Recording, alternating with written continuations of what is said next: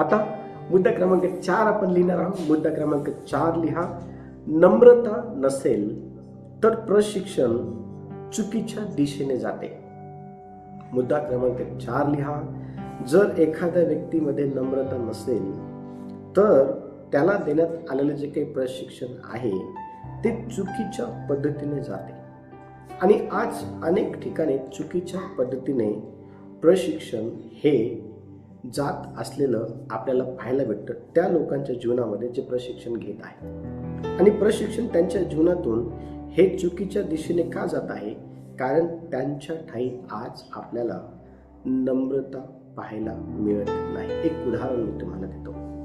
आता जर तुम्ही बसने जात आहात आणि बसमध्ये जर तुमच्याकडं तुम्ही बसलेला आहात सीटावरती आणि एखादा वयस्कर व्यक्ती जर त्या ठिकाणी आला, बसमध्ये फुल गच्च लोक आहेत, भरलेले आहे पूर्ण लोकांनी, आणि तो व्यक्ती जर तुमच्या समोर जर त्या सीटला धरून उभा आहे, तर अशा वेळेला आपल्याला हे सांगण्याची वेळ यायला नको की संबंधित वयस्कर व्यक्तीला आपण बसण्यासाठी जागा द्यावी आणि आपण उभं राहावं.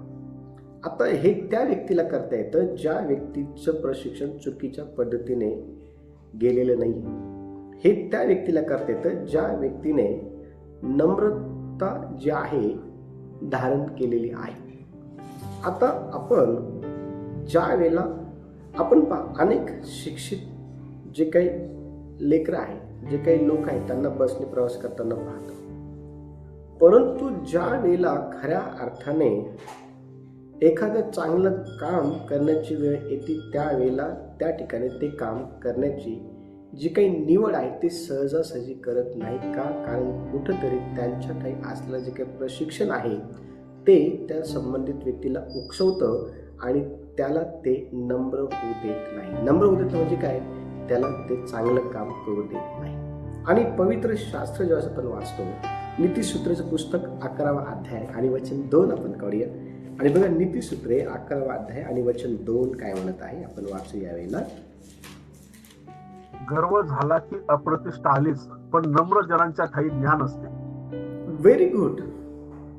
गर्व, अहंकार आज आपल्याला जास्तीत जास्त हा लोकांमध्ये पाहायला भेटतो.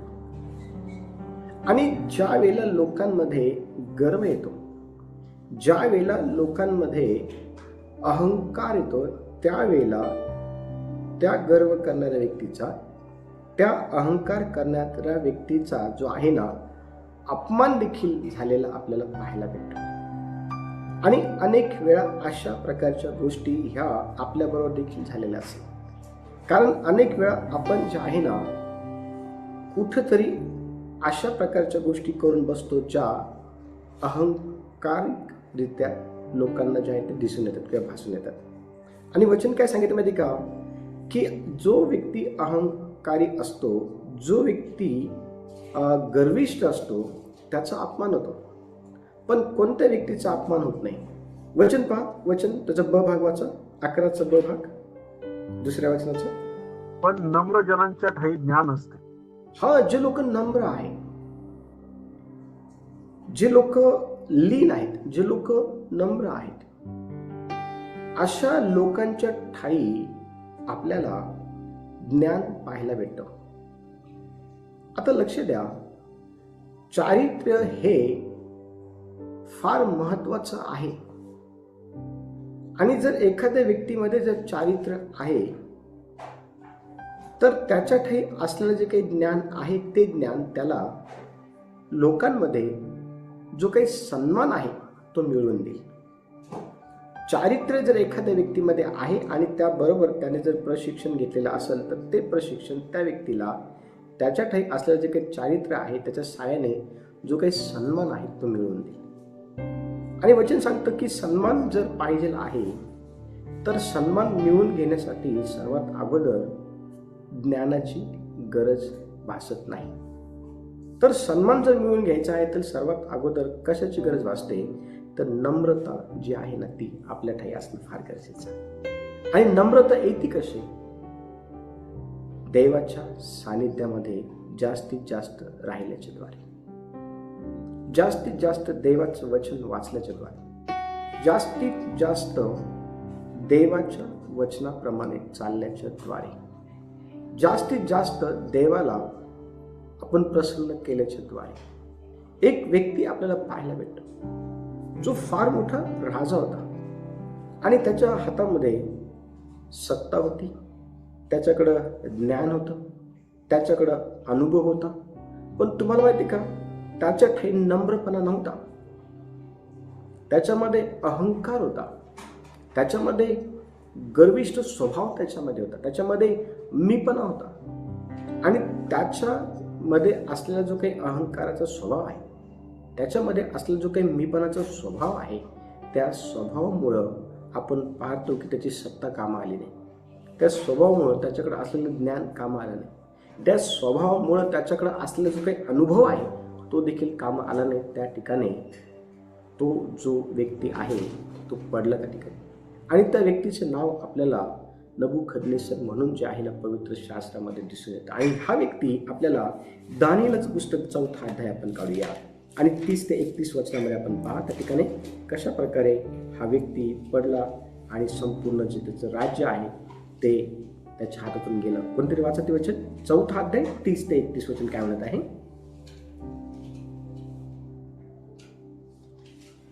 त्यावेळी राजा म्हणाला, हे थोर बाबेल नगर राजनिवासासाठी माझ्याच प्रतापाने व माझ्याच प्रतापाच्या वैभवासाठी मी बांधले आहे ना.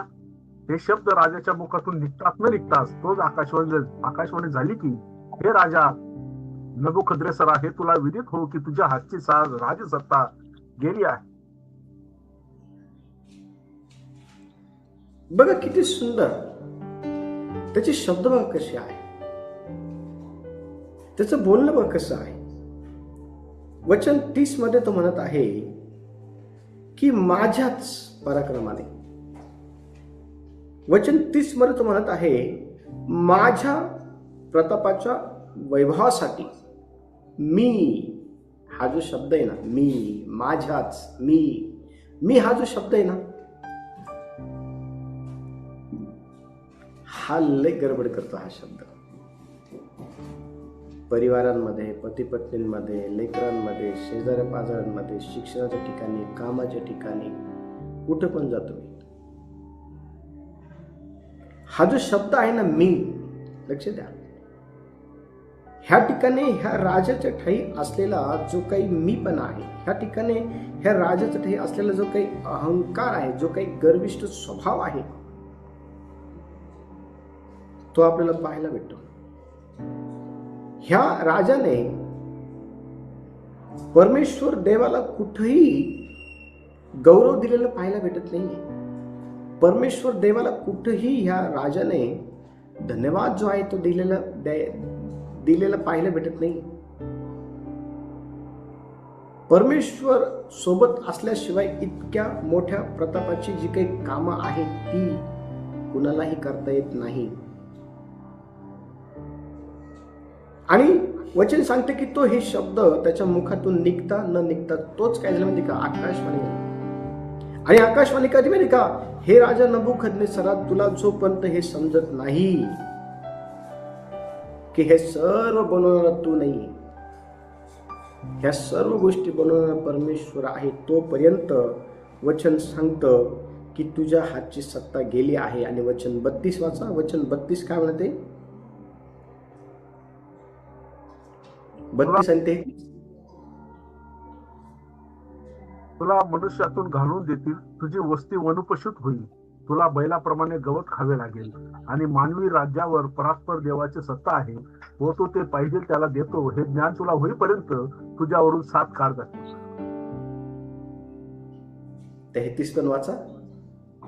त्याच घटकेस हे नबुकद्नेस्सराच्या प्रत्यास आले, त्याला मनुष्यातून घालून दिले व तो बैलाप्रमाणे गवत खाऊ लागला. त्याचे शरीर आकाशातल्या दैवाराने भिजू लागले. येथोरकी त्याचे केस गरुडाच्या पिसांप्रमाणे वाढले आणि त्याची नखे पक्ष्यांच्या नखासारखी झाली. हा बघा, मीपणा माणसाला, गर्व माणसाला, अहंकार माणसाला खाली पाडतो. आणि ह्या राजामध्ये हा जो काही मीपणा आहे, ह्या राजामध्ये हा जो काही अहंकार आहे, ह्या राजामध्ये आलेला जो काही गर्व आहे, तो कशामुळे आला माहिती का? ज्या वेळेला हा राजा गच्चीवरती फिरत होता, बघा वचन 29, 12 महिने लोटल्यावर तो एकदा बाबेलच्या राजवाड्याच्या गच्चीवर फिरत होता. हा गच्चीवरती फिरत होता. आणि गच्चीवरती फिरत असताना त्याने संपूर्ण बाबेल जे काही नगर आहे ते त्या ठिकाणी त्याने बघितलं. राजनिवासासाठी तयार करण्यात आलेले सर्व जे काही नगरे आहेत त्याने ते बघितले. आणि ते बघितल्यानंतर त्याने देवाला धन्यवाद द्यायला पाहिजे होते की देवा, ह्या सर्व गोष्टी करण्याकरता तू मला सहाय्य केलं म्हणून मी तुझे आभार मानतो. देवा, ह्या सर्व गोष्टी तुझ्या महाप्रतापाच्या साहाय्याने जे आहेत ते झालेले आहे म्हणून मी तुला धन्यवाद देतो. लक्ष द्या, हा राजा कुठेही देवाला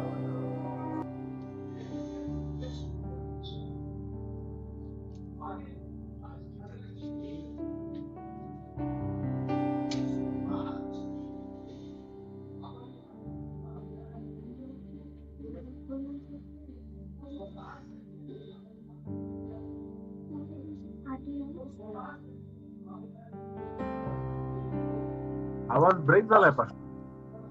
दादा आवाज येत नाही.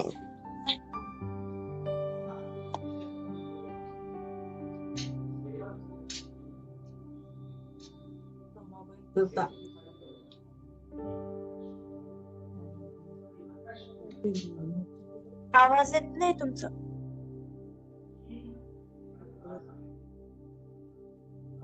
आवाजच येत नाही दादा.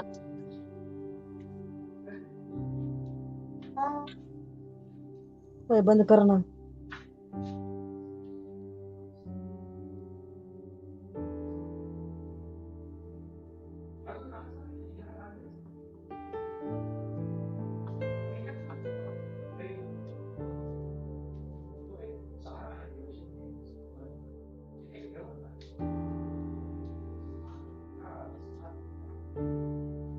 फर्स्ट व्हॅल्यूम येत नाहीये बरं, आवाज येतच नाही.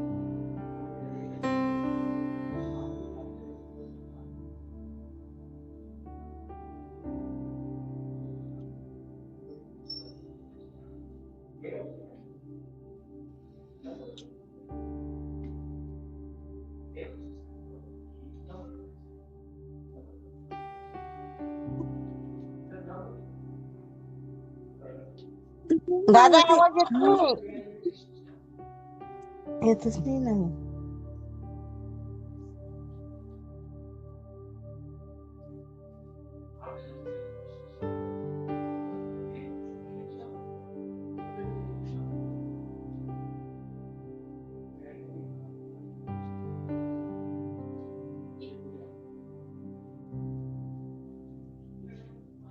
दादा आवाज येत नाही ना दादा. आवाज नाही, बिलकुल आवाज येत नाही. आवाज नाही येत.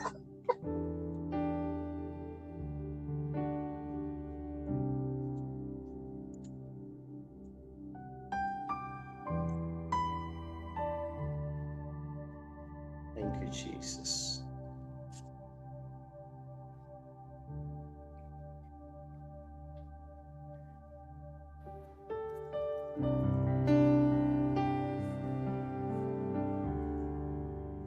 आता आवाज येतोय माझा चर्च? हो हो. हो येतोय येतोय. ओके. हा जो राजा आहे, ह्या राजाचं जे काही राजपद आहे ते निघून गेलं. कशामुळं? त्याच्या ठाई असलेल्या अहंकारामुळं, मीपणामुळं, त्याच्या ठाई असलेला जो काही गर्व आहे त्यामुळं. आणि म्हणून आपल्या जीवनामध्ये ह्या गोष्टी नको आहे. आपल्या जीवनामध्ये ह्या गोष्टी नको आहे. सर्व काही प्रशिक्षण देणारा प्रत्येक विषयाचा तो देव आहे. आणि म्हणून तो वचन सांगत आहे की हे राजा नबुकदनेस्सरा, तुला हे समजो की बघा वचन वाचू आपण. कोणीतरी वचन वाचण्यासाठी मला मदत करा. मानवी राज्यावर वचन 32 वाचा. रसभाष वचन 32. येस. तुला मनुष्यातून घालून देतील, तुझी वस्ती वनुपशूत होईल, तुला बैलाप्रमाणे गवत खावे लागले, आणि मानवी राज्यावर परात्पर देवाची सत्ता आहे व तो ते पाहिजे त्याला ते देतो, हे ज्ञान तुला होईपर्यंत तुझ्यावरून 7 काळ जातील. Very good. मानवी राज्यावरती परमेश्वर देवाची सत्ता आहे. कोणीच माणूस मानवी राज्यावरती सत्ता करू शकत नाही. परमेश्वर हा एकच राजा आहे. परमेश्वर हा एकच राजांचा राजा आहे आणि केवळ त्याची सत्ता सर्व मानवी राज्यावरती आहे. आणि हा नबूकदनेस्सर राजा त्या ठिकाणी त्याची जी काही सत्ता आहे ती मानवी राज्यावर असल्यासारखं बोललेलं आपल्याला पाहायला भेटतं. आणि वचन सांगतं की त्याच वेळेला त्याच्या जीवनामध्ये त्याचं राजपद गेलं, त्याची पावर गेली, त्याची सत्ता गेली, सर्व काही गेलं. लक्ष द्या, वचन अतिशय स्पष्टपणे आपल्याला हे सांगतं की देव हा सर्व काही देणारा, शिकवणारा, करणारा सर्व काही देव आहे. म्हणून गर्व कोणत्याच गोष्टीमध्ये करू नका. कोणत्याच गोष्टीमध्ये नाही. चांगलं घर असेल गर्व करू नका, चांगली नोकरी असेल गर्व करू नका, चांगले वस्त्र असेल नेसण्यासाठी गर्व करू नका, चांगलं पगार आहे, पेन्सिल आहे, चांगली सेहत आहे, गर्व करू नका. चांगले लेकर आहे, सुना आहे, गर्व करू. कोणत्याच गोष्टीचा गर्व करू नका. चर्च कोणत्याच गोष्टीचा गर्व करू नका, कारण ह्या सर्व गोष्टी आपल्याकडे आहे ना, ही देवाची मर्जी आहे आपल्याकडे. म्हणून गर्व जे आहे ना, देवाला मुळीच आवडत नाही. नम्रता ही फार महत्वाची आहे. ज्या व्यक्तीमध्ये नम्रता आहे तो व्यक्ती कधीही चुकीच्या दिशेने त्याला मिळालेल्या प्रशिक्षणाच्या माध्यमातून भडकत नाही. ज्याच्यामध्ये गर्व आहे, ज्याच्यामध्ये अहंकार आहे, तो व्यक्ती आपल्याला पाहायला भेटतो चुकीच्या पद्धतीने त्याला मिळालेल्या प्रशिक्षणाचा उपयोग जातो करत असतो. आज असंच होतं. पुढचा मुद्दा क्रमांक 5 लिहा. मुद्दा क्रमांक 5, प्रेमाशिवाय प्रशिक्षण देवाच्या उद्देशाशी जुळत नाही. मुद्दा क्रमांक 5 लिहा. प्रेमाशिवाय प्रशिक्षण देवाच्या उद्देशाशी जुळत नाही. आता अनेक वेळा जे काही प्रशिक्षण आहे ते घेतलं जातं, अनेक वेळा प्रशिक्षण जे आहे ते दिलं जातं, पण त्या प्रशिक्षणामध्ये जर प्रेम नाहीये, जर त्या प्रशिक्षणामध्ये प्रेम नाहीये, तर ते प्रशिक्षण देवाचा जो काही उद्देश आहे त्याच्याशी मॅच होत नाही, त्याच्याशी जुळत नाही. कारण वचन स्पष्टपणे सांगतं की प्रीतीशिवाय, प्रेमाशिवाय प्रशिक्षण काही कामाचं नाही, काही कामाचं नाही प्रशिक्षण. बघा, 1 कोरिंथ 13 अध्याय आणि दुसरं वचन काय म्हणत आहे. 1 कोरिंथ 13 अध्याय आणि दुसरं वचन. मला संदेश देण्याची शक्ती असली, मला सर्व भुजे व सर्व विद्या अवगत असल्या, आणि डोंगर ढवरता येतील इतका दृढ माझा विश्वास असला, पण माझ्या ठाई प्रीती नसली तर मी काहीच नाही. हा, जर माझ्यामध्ये प्रीती नाहीये, माझ्यामध्ये जर प्रीती नाहीये, एखाद्या भावाला, एखाद्या बहिणीला, एखाद्या व्यक्तीला जर गरज आहे, आणि अशा वेळेला आपण जर त्याच्यावरती प्रीती करू शकत नाही. आज संध्याकाळचं उदाहरण मी तुम्हाला एक जस्ट प्रीती काय आहे हे तुम्हाला समजावं म्हणून सांगत आहे. मी क्लासहून ज्या वेळेला मी येत होतो घरी, माझी गाडी मी बाहेर काढली आणि एक व्यक्ती मला म्हणे, सर खूप भूक मला लागली आहे, मला 10-1 रुपये तरी द्या वडापाव वगैरे खायला. आणि त्या ठिकाणी त्या व्यक्तीला जे आहे, त्या ठिकाणी तो जो व्यक्ती आहे ज्याला भूक लागलेली होती, त्या व्यक्तीला मी म्हटलं, मी तुला पैसे देणार नाही, पण मी तुला खायला घेऊन देईल. आणि मी सरळ माझ्या समोर असलेलं जे काही हॉटेल आहे त्या हॉटेलमध्ये गेलो आणि त्या ठिकाणी त्या व्यक्तीला मी बिर्याणी जी आहे ती पॅक करून त्याला दिली. त्यावेळेला तो हॉटेलचा व्यक्ती म्हणाला की सर आप इतना पैसा क्यों वेस्ट करें. म्हटलं तुम सिर्फ दो भैया. लक्षात द्या, मला तुम्हाला हे सांगायचं आहे की आपण भरपूर ज्ञान घेतलं पण ते काय कामाचं जर आपल्यामध्ये प्रेम नाहीये. आपण भरपूर प्रशिक्षण घेतलेलं आहे पण ते काय कामाचं जर आपल्यामध्ये जर प्रेम नाहीये, आपल्यामध्ये जर एकमेकांप्रती प्रीती नाहीये, एकमेकांचं आपल्याला कळवा येत नाही, एकमेकांबद्दल आपलं जे हृदय आहे त्या हृदयाला चुळचुळ लागत नाही, काय कामाचं ते प्रशिक्षण, काय कामाचं. गेल्या अनेक वर्षांपासून आपण देवाचं वचन ऐकत आहोत.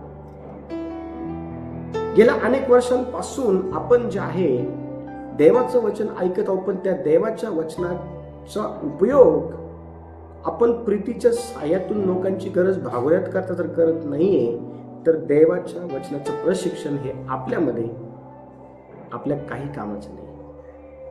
वचन सांगतं जर मला चांगला संदेश देता येईल, वचन सांगतं की मला जे आहे ना सर्व गुजे सर्व विद्या जर मला अवगत असल्या, विद्या म्हणजे काय, गाडी कशी चालवायची हे मला माहिती नाही पण एक वेळ जर मी बघितलं तर मी बरोबर चालू शकतो. ते समजण्याचं मला काय आहे, ते ज्ञान आहे माझ्याकडे. एखादी गोष्ट जी आहे ना मी जर बघितलं तर ती मला येत नाहीये पण मी जर एकदा जर ती गोष्ट बघितली तर मी बरोबर जशीच्या तशी मी करेल. अशा प्रकारे सर्व प्रकारची गुजे सर्व प्रकारची विद्या जर मला आवडेल, सर्व प्रकारचं ज्ञान जर माझ्याकडे आहे करायचं आणि मी ते चांगल्या प्रकारे करू पण शकतो पण माझ्यामध्ये जर प्रीती नाहीये तर मग काय कामाचं ते प्रशिक्षण, काय कामाचं ते प्रशिक्षण. प्रशिक्षणाच्या अगोदर काय येतं, प्रीती येते. जर तुमच्यामध्ये प्रशिक्षण नाही पण प्रीती आहे तर ती प्रीती त्या प्रशिक्षणापेक्षा श्रेष्ठ आहे, उत्तम आहे. कारण प्रीतीमुळं, लक्ष द्या, वचन स्पष्टपणे आपल्याला सांगतं की प्रीती काय करते. बघा, कोणीतरी प्रीती जी आहे ना अतिशय स्पष्टपणे बघा प्रीती काय आहे खऱ्या अर्थाने. 4थ्या वचनापासून वाचा बरं सोबत, 4, 5, 6. प्रीती सहनशील आहे, परोपकारी आहे, प्रीती हेवा करत नाही, प्रीती बडाई मारत नाही, फुगत नाही, ती गैरशिस्त नाही. बघा प्रीती काय आहे, प्रीती सहन करते, प्रीती उपकार करणार आहे, प्रीती हेवा करत नाही, प्रीती बडाई मारत नाही, प्रीती फुगत नाही, प्रीती. लक्ष द्या, प्रीती काय आहे. जर तुमच्यामध्ये प्रीती आहे तर चांगल्यातलं चांगलं प्रशिक्षण ज्या व्यक्तीकडे आहे ना तो देखील तुमचं काम करण्यासाठी येईल, तो देखील तुमच्या मदतीकरता उभा राहील. बघा पुढे वाचा, पुढं. ती गैरशिस्त वागत नाही, स्वार्थ पाहत नाही, चिडत नाही, अपकार स्मरत नाही, ती अनितीत आनंद मानत नाही तर त्या संबंधी आनंद मानते, ती सर्व काही सहन करते, सर्व काही खरे मानण्यास सिद्ध असते, सर्वांशी आशा धरते, सर्व संबंधाने धीर धरते. यस, प्रीती काय आहे, प्रीती काय आहे हा एक होमवर्क आहे. याच्यामध्ये लिहिलेलं आहे प्रीती बडाई मारत नाही, प्रीती 2 नंबरला फुगत नाही, प्रीती गैरशिस्त वागत आहे 3 नंबरला, प्रीती सहनशील आहे 4 नंबरला. लिहून काढा. पहिले करेल 13व्या अध्यायामध्ये प्रीती काय आहे. मग तुम्हाला ते समजेल घरात प्रीती काय आहे. वचन सांगतं की येशूने, मग त्याच्या मार्काच्या पुस्तकात 10व्या अध्यायाच्या 35-37 मध्ये की येशू जे आहे ना येशूने त्याच्या शिष्यांना प्रशिक्षण दिलं पण त्याच्यामध्ये 2 भाऊ असे होते, याकूब आणि योहान. ते प्रेम विरहित जे आहे येशूकडं अधिकार जे आहे ते मागण्यासाठी आले, एकाला उजवीकडं आणि एकाला डावीकडं. पण तुम्हाला त्या ठिकाणी येशूने त्यांना सांगितलं की अधिकाराच्या अगोदर, पदाच्या अगोदर, मोठं होण्याच्या अगोदर जीवनामध्ये प्रीती असणं फार गरजेचं आहे. कारण ती प्रीती तुम्हाला नम्र करते, ती प्रीती तुम्हाला जे आहे ना सहनशील करते, ती प्रीती तुम्हाला गैरशिस्त वागू देत नाही, ती प्रीती तुम्हाला एखाद्याचं वाईट जे आहे ते करू देत नाही.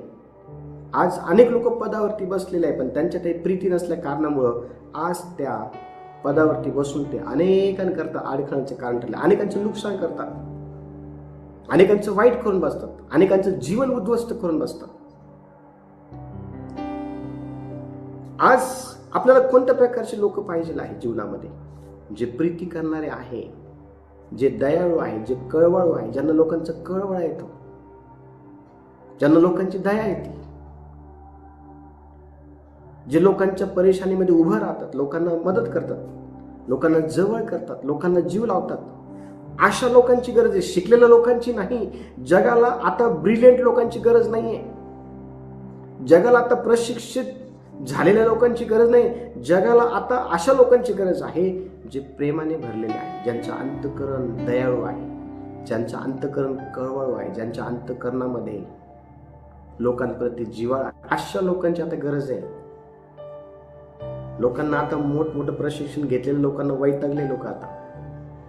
काय माहिती का, त्यांच्यामध्ये गर्व आहे, त्यांच्यामध्ये अहंकार आहे, त्यांच्यामध्ये मीपणा त्यांच्यामध्ये आहे, त्यांच्यामध्ये प्रेम नाही आहे, प्रीती नाही आहे, आपुलकी नाही आहे, सहनशील नाही, जवळ करण्याचा स्वभाव नाही आहे, विचारपूस करण्याचा स्वभाव नाही आहे.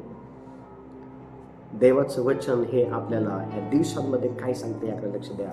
वचन सांगतं, जर माझ्यातही प्रीती नाही तर मी काही कामाचं नाही, माझ्यातही जर प्रेम नाही मी काही कामाचं नाही. आपण म्हणा, देवा मला तुझ्या प्रेमाने भर, देवा मला लोकांचं कळ, देवा मला असं व्यक्ती बनव की मी अनेकांचे अश्रू पुसणारं बनल, अनेकांच्या समस्या सोडणारं बनल, अनेकांची काळजी घेणारं बनल. देवा मला असं व्यक्ती बनव की मी अनेक लोकांकरता मी चांगलं करणार, असं व्यक्ती मला बनव. देवा निश्चित अर्थाने असं व्यक्ती केल्याशिवाय राहणार, निश्चित अर्थाने देव आपल्याला असं व्यक्ती करल आणि आपल्याला असंच बनायचं. आपला उद्देश काय आहे? लोकांना जास्तीत जास्त देवाचं प्रेम द्यायचं, आणि ते देण्यासाठी देवाने आपल्याला निवडलेलं आहे. तुमच्यामध्ये प्रशिक्षणाची कमी आहे, काळजी करू नका. तुमच्यामध्ये कलाकौशल्याची कमी आहे, काळजी करू नका. जर तुमच्यामध्ये देवाचं प्रेम आहे तर चांगले प्रशिक्षण घेतलेले लोक तुमच्या समोर नमतील. चांगले कलाकौशल्य अंगी असलेले लोक तुमच्या समोर नमतील. का माहिती का? कारण कलाकौशल्यापेक्षा जास्त, प्रशिक्षणापेक्षा जास्त जर किंमत कशाला आहे तर ती आहे प्रीतीला, ती आहे प्रेमाला. लक्ष द्या. आणि म्हणून वचन स्पष्टपणे सांगतं की आपण एकमेकांवर प्रीती केली पाहिजे. म्हणून वचन सांगतं, तू आपल्या वैरावर प्रीती कर, जे तुझं वाईट करतात त्याचं चांगलं कर, जो तुझ्या एका गालावर मारतो त्याच्यासमोर दुसऱ्या कर, जो तुला श्राप देतो त्याला आशीर्वाद दे. ह्या सर्व गोष्टी कुठून येतात? प्रीती म्हणून. आणि म्हणून या दिवसांमध्ये प्रीतीने जास्तीत जास्त भरण्याच्या अनुषंगाने देवाकडे पहा आणि म्हण, देवा मला तुझ्या आगापे प्रीतीने. Thank you Jesus. जिथे कुठं आपण आपले डोळे बंद करू, जिथे कुठं आपण आपले डोळे बंद करू. Thank you Jesus. अगापे अगापे अगापे प्रेम से भर दो प्रभु. अगापे अगापे अगापे प्रेम से भर दो प्रभु. मुझको भर दो प्रभु अगापे प्रेम से. मुझको भर दो प्रभु अगापे प्रेम से. अगापे अगापे अगापे प्रेम से भर दो प्रभु. अगापे अगापे अगापे प्रेम से भर दो प्रभु. अगापे अगापे अगापे प्रेम से भर दो प्रभु. चाहे मैं कितनी भाषाएं बोलूं, स्वर्ग की हो या पृथ्वी की. चाहे मैं कितनी भाषाएं बोलूं, स्वर्ग की हो या पृथ्वी की. मुझ में प्रेम नहीं तो मैं झनझनाती झांझ हूँ. मुझ में प्रेम नहीं तो मैं झनझनाती झांझ हूँ. अगापे अगापे अगापे प्रेम से भर दो प्रभु अगापे अगापे अगापे प्रेम से भर दो प्रभु मुझको भर दो प्रभु अगापे प्रेम से मुझको भर दो प्रभु अगापे प्रेम से। स्वर्गीय देवा